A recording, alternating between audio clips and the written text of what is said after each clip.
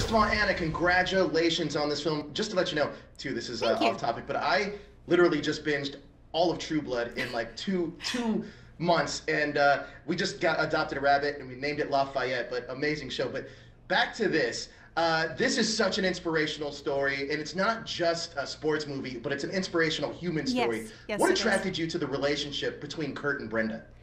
That I mean, God, the inspirational aspects, but I mean, from the get-go, that, you know, he really had to earn her trust as a human being, because she'd been through so much already when he met her, but then also that not only did he mean it, you know, when he said, you know, I'll be there kind of thing, he just really embraced being the dad that those kids no longer had, and it's so inspiring and so beautiful. Right. And there's so many people in those kind of situations that, you know, there's a scene that, you know, early on in the film where she's like, look, this is my situation, and if I never see you again, I totally get it.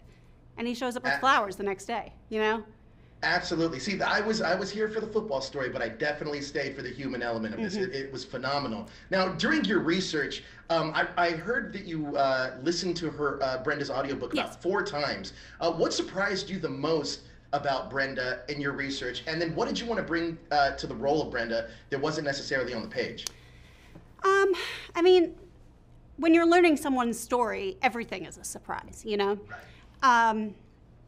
So I really wanted her to be a fully rounded, nuanced human. And so often in these kinds of stories and in real life, it's like, oh, you're the wife of so-and-so. It's like, yeah, she's actually this whole really complex, beautiful, strong, passionate, wonderful woman all by herself, you know? Yes. And Kurt is so upfront and open about the fact that, you know, without her, he would be nothing. And that's not just for the cameras, you know, that is that is real. So for me, it was trying to bring as much nuance and as much detail to her life and what was important to her and how certain things actually did feel to her.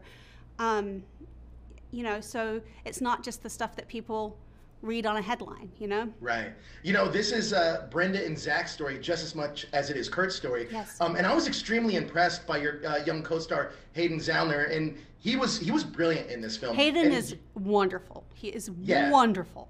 So impressed by him and the chemistry that you guys had with him. And you're no stranger to winning an Oscar at a young age. But can you talk to me about working with this young actor? Because he had a brilliant performance in this. Well, Hayden's just an extraordinary human being, aside from being actually, as it turns out, also a really, really good actor.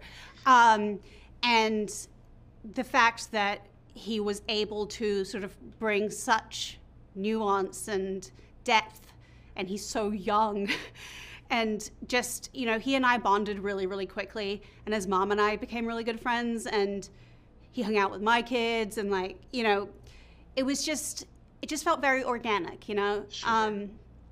And I also remember what it was like being that kid on set with your, you know, pretend parents.